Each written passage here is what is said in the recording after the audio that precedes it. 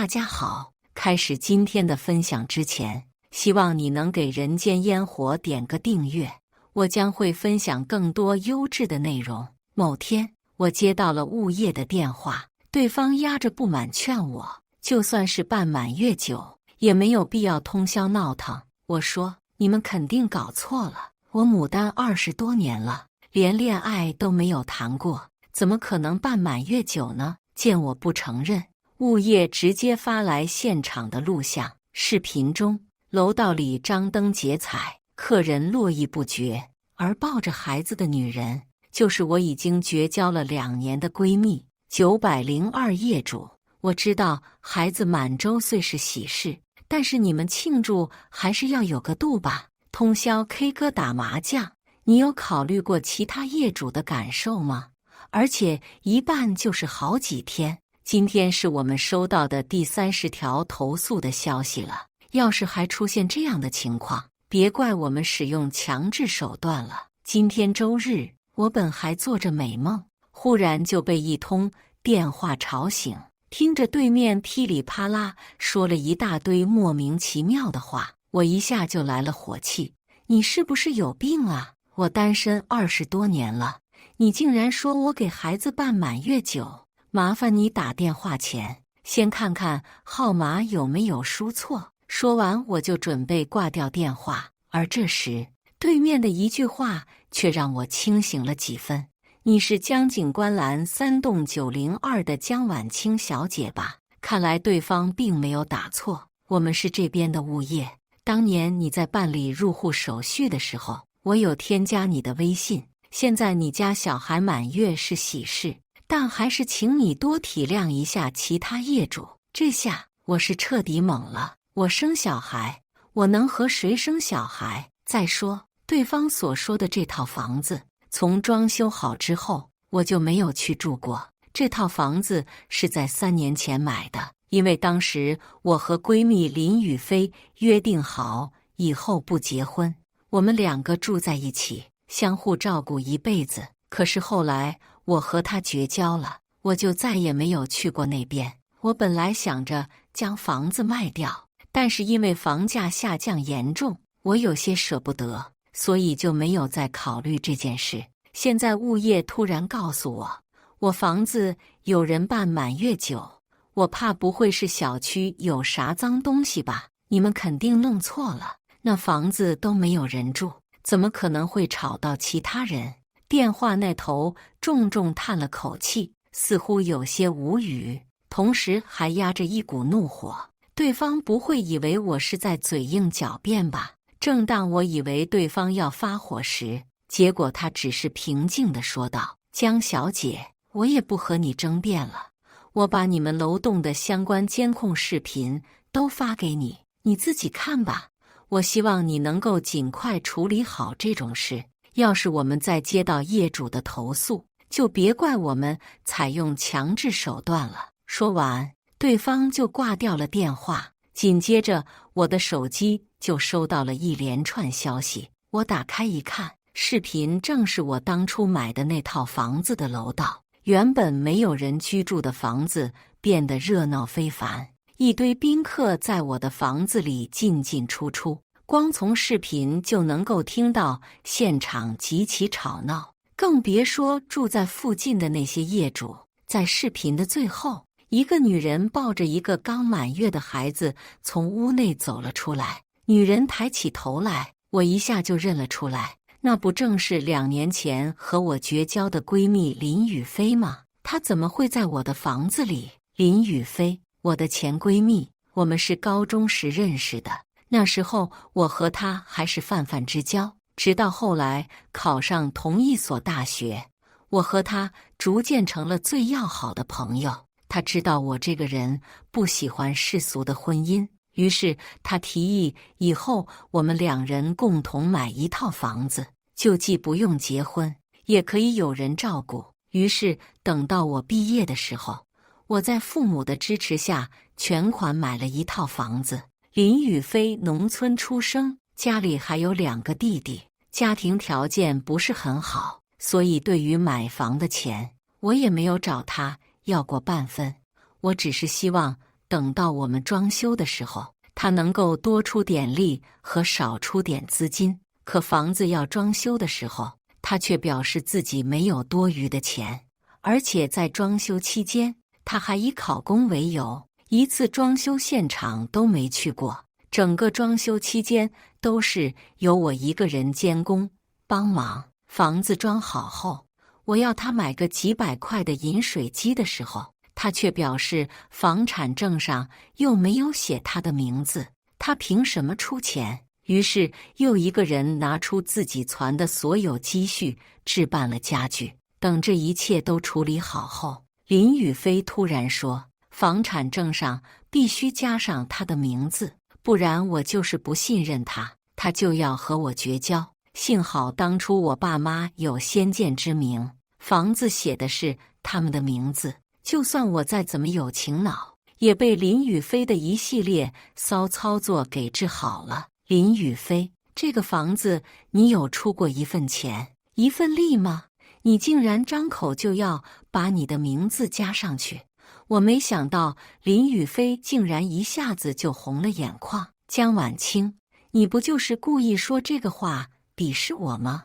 你又不是不知道我家是什么情况，你竟然还想要问我要钱，你真的有把我当作是你的好朋友吗？我一听一下子怒了，我也就是普通家庭，我爸妈也是挣的辛苦钱，你一分钱没出就算了，现在还想来道德绑架我。江晚清，你怎么这么无知？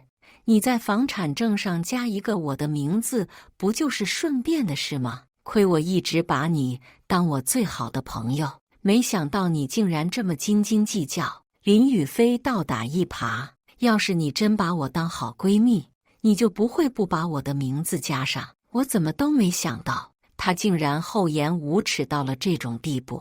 你要是真有本事，你就自己买一套，你爱写谁的名字就写谁的名字，而不是在这里想要道德绑架我。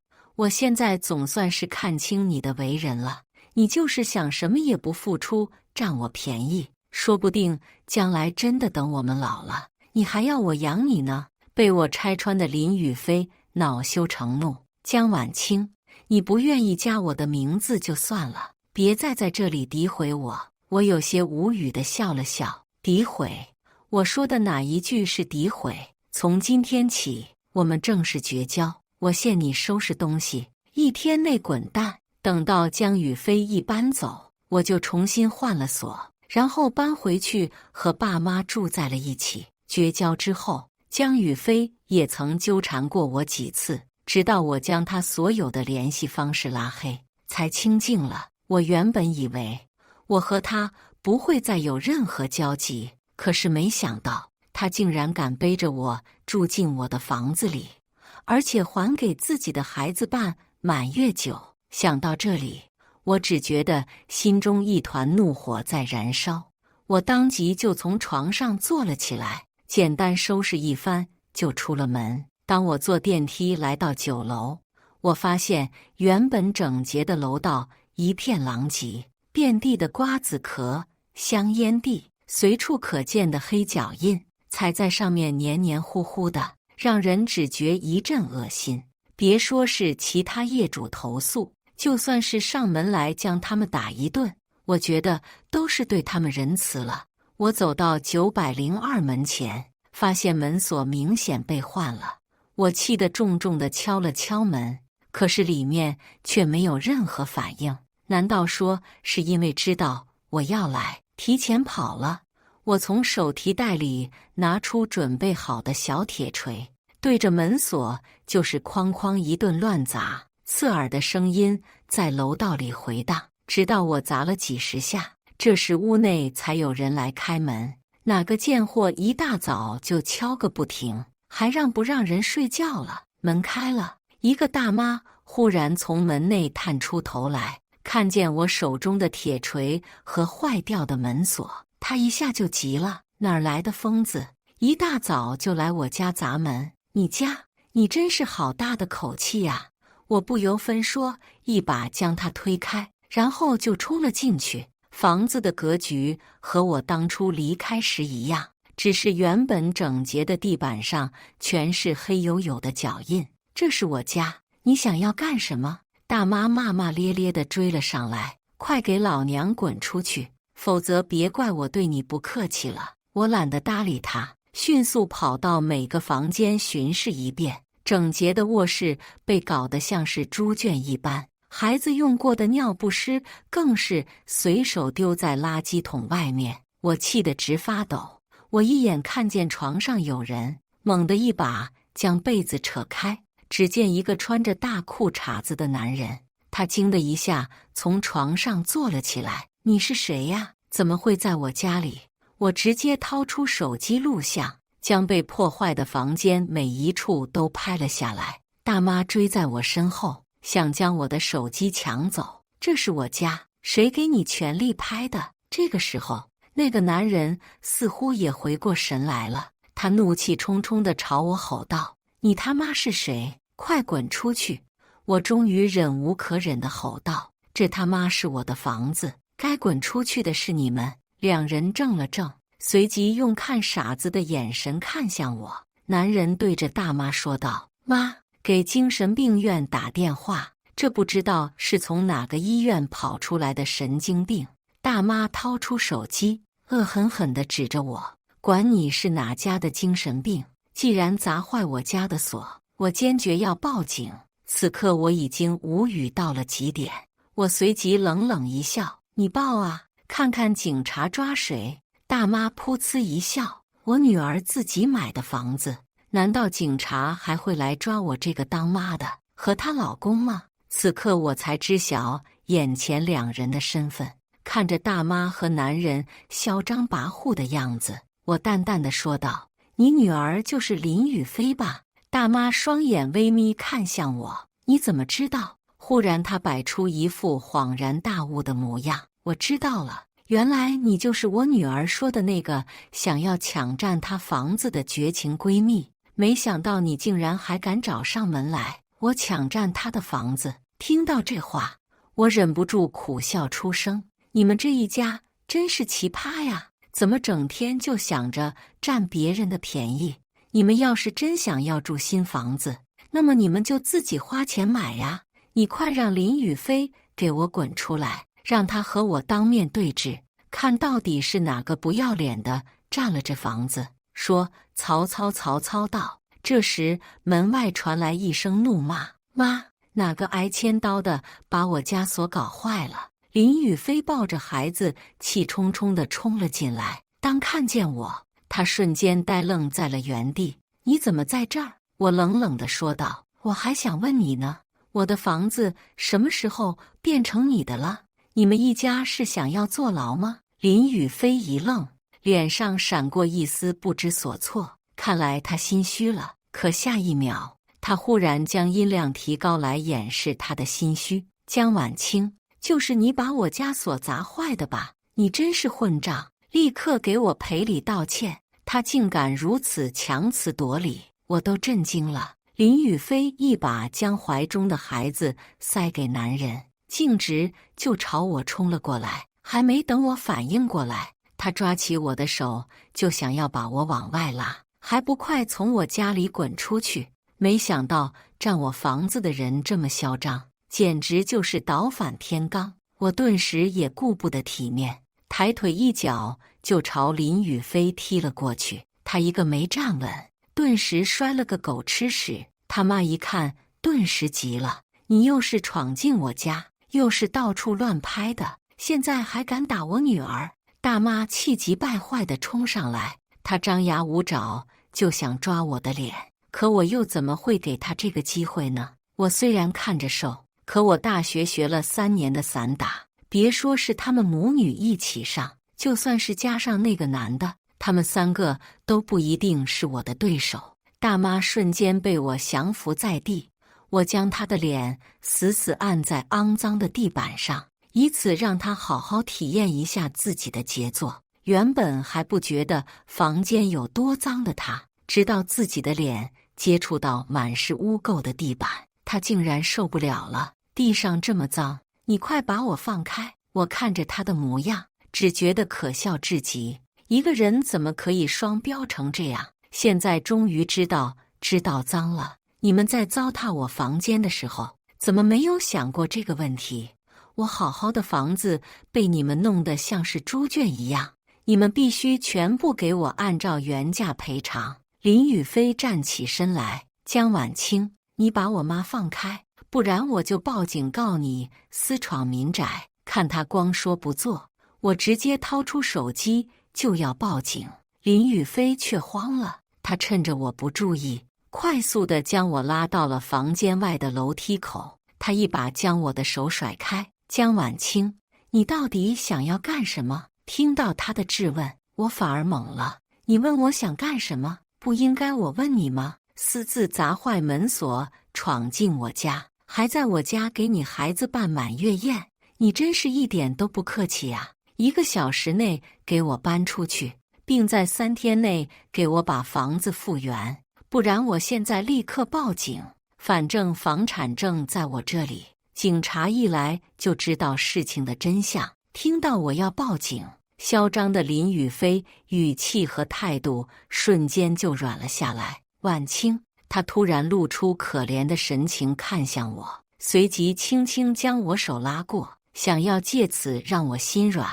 我嫌弃的一把将他的手甩开，别和我套近乎，你以为这样就能让我放你一马？你别忘了3年前我们就绝交了。他眼神中闪过一丝尴尬，然后竟然向我哭诉起来。晚清，房东的房子突然要卖，我们一时也找不到住的地方，我也是逼不得已才想出这样的办法。听到他的理由，我只觉得自己的智商受到了侮辱。你被退租和我有关系？这就是你光明正大闯进我房子的理由吗？他不仅没有一丝愧疚，下一秒竟还和我打起了感情牌。晚清，看在我们姐妹的情谊上，求求你就让我们在这里住一段时间吧，反正房子空着也是浪费，不如让我利用起来，我还能经常给房间做打扫，这也省了一笔你请保洁的费用，也就相当于我们给你交的房租了。我被他的惊天发言吓到，这是一个正常人能说出来的话？难道说这几年不见，林雨飞的脑袋出了问题？我冷冷地笑道：林雨飞，这么多年了，你占便宜的本事真是越来越大了呀！你竟然还敢说给我房间做保洁，我怕要是我再晚来几天，我的房子不知道会变成什么鬼样子。你们一家立刻给我滚出去，不然就准备坐牢吧。说完，我就准备转身进屋赶人，谁知林雨飞竟然一把将我拽拉回去，还没等我反应过来，他就扑通一声跪倒在地上。晚清，算我求你了。没想到刚刚不可一世的林雨飞竟然会给我下跪，真的，算我求你了，晚清，千万不能让我妈和我老公知道这房子是你的，不然他们会杀了我的。我冷冷地看着他，林雨飞，你还记得当初你是怎么对我的吗？你现在竟然还敢求我？林雨飞猛然抬起头来，眼眶已经红了。当初是我对不起你，是我伤了你的心，对不起，都是我的错。晚来了3年的一句道歉，没想到会在这种场合听到，一时间我只觉得心情复杂。但当我看清他眼底那一抹难掩的狡黠，我就知道林雨飞根本就没有认识到自己的错误。他和3年前相比，根本就没有一丝改变。你以为跪下说几句好话就能得到我的原谅？说完我就冲了出去，却发现一大堆不认识的人又进了我家，肯定是林家的亲戚。我赶忙上去将他们拦住。你们这是干什么？这是我家，你们凭什么随意进出？为首的一个光头男人一下就笑了出来。你说这是你家？你是哪儿来的疯子？随即他就看见了林雨飞。雨飞，这个疯子说你家是他的。林雨飞恶狠狠地瞪了我一眼，对着那个光头男人说道：二叔，他就是一个疯子，他刚刚还冲进去把我妈打了，我正找他理论呢。一听这话，光头的脸色猛地一沉。你打了我家亲戚，我没有一丝害怕，谁让他闯我家的？别说打他，我等会儿还要报警把他抓走。哟，你好大的本事啊！难道你还能颠倒黑白不成？林宇飞继续说道。二叔，你快让人把他弄走，谁知道这个疯子等会儿会不会伤害到我孩子？光头一脸严肃，你还想对小孩下手？来，给我把这个疯子弄走！随着他一声令下，立马有2个男人上前来拉着我就往楼下拽。我一下就急了，别拿你们的脏手碰我，快把我放开！尽管我学过散打，但是面对3个男人，我还是没有一点招架之力。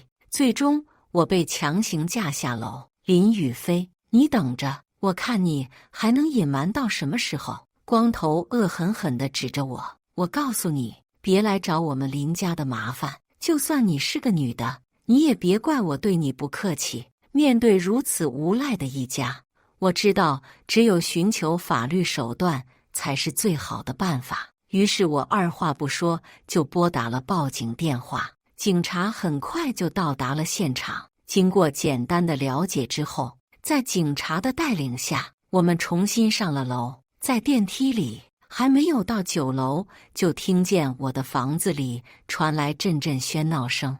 我气得不自觉握紧了双拳。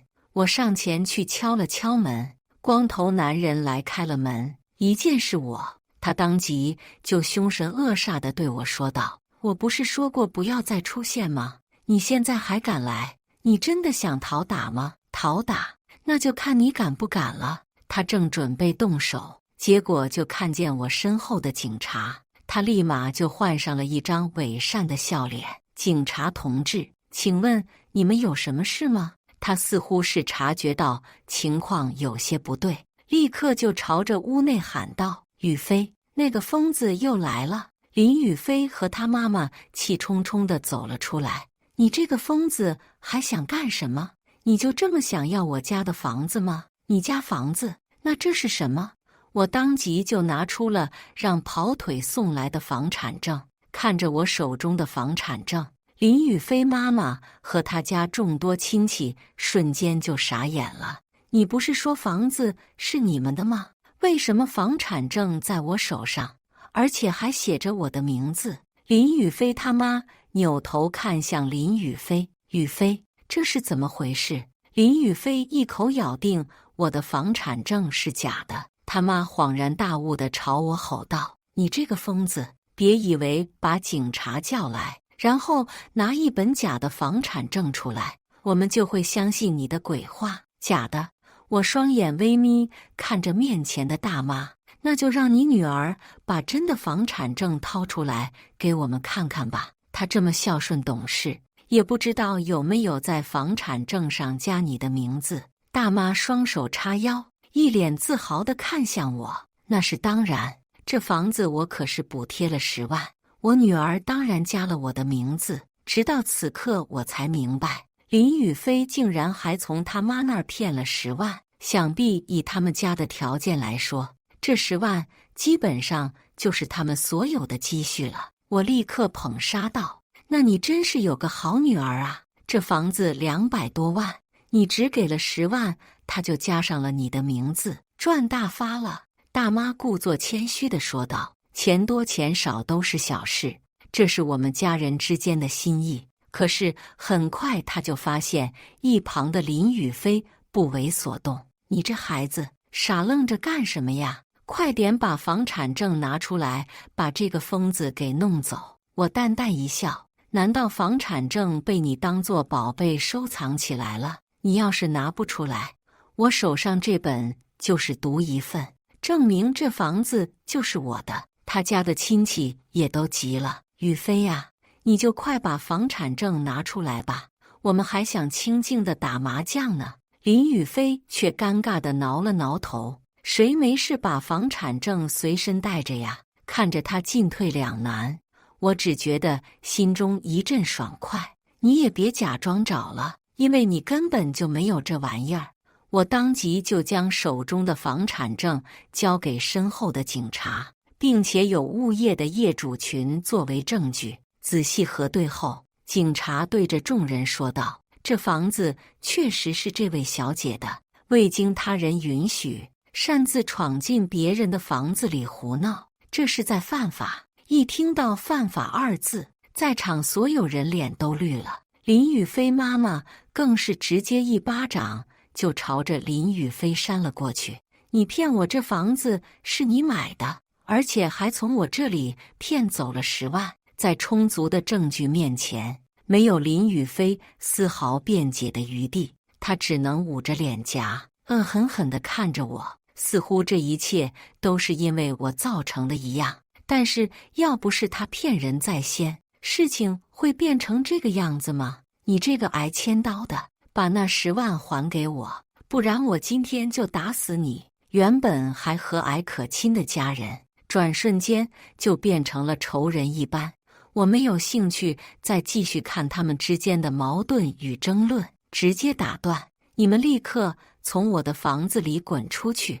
那些怕摊上事的亲戚立马就跑光了，只剩下林雨飞一家人还在收拾家中的行李。江晚清，我算是记住你了。面对林雨飞略带威胁的话，我一点也不在意。快收拾东西，给我滚蛋！我将房子本来的样貌交给警察看了看，他让我先找人来定损，然后再要求他们一家赔偿。就在林家一行人大包小包提着行李要离开的时候，警察好心地问道：“江小姐，你看看房间里还有什么重要的东西，有没有失窃？”林雨飞妈妈却不高兴了：“你是怀疑我们是小偷吗？”我指了指被糟蹋的房间：“难道这样还不叫小偷？我告诉你们，从你们的破坏程度来看，至少要花15万才能将房子恢复原来的模样。希望你们做好赔偿的准备。15万，你怎么不去抢啊？不就是弄脏了地板和墙壁吗？我随便在村里给你找个师傅，几千块就能处理了。你别想坑我们。”我笑了笑，赔偿不是看你们给多少，而是看我当初花出去了多少。我想了想，这房间我只搬过来住了几天，好像没有什么贵重的物品。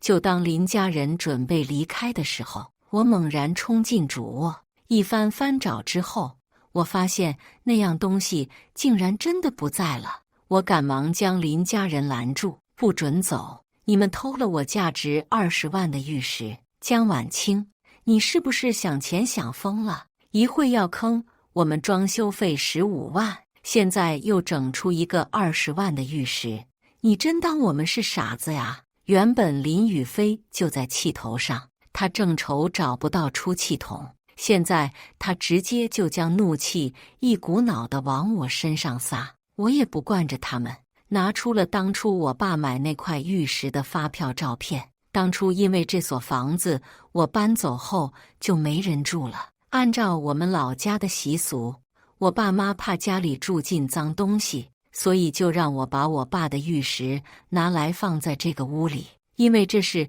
已经过去3年了，我也是突然想起，要不是警察好心提醒我一句，我还真就给忘了。可是林雨飞他妈却不乐意了：“你个姑娘，小小年纪就出来招摇撞骗，我怕这套房子也是你骗来的吧？别说20万，就算是200，你也别想从我这儿拿走。”林雨飞更是一脸无奈：“先不论你说的是真是假，就算你说的是真的，那又有谁证明是我们拿走的？”虽然林雨飞的话气人，但是现实情况就是这样。如果我没有直接的证据证明是他们拿走的玉石，那么他们就不可能对此进行赔偿。这下我也急了，一来是因为那块玉石还是比较贵重的，二来就是我一点也不想林家再从我身上占一点便宜。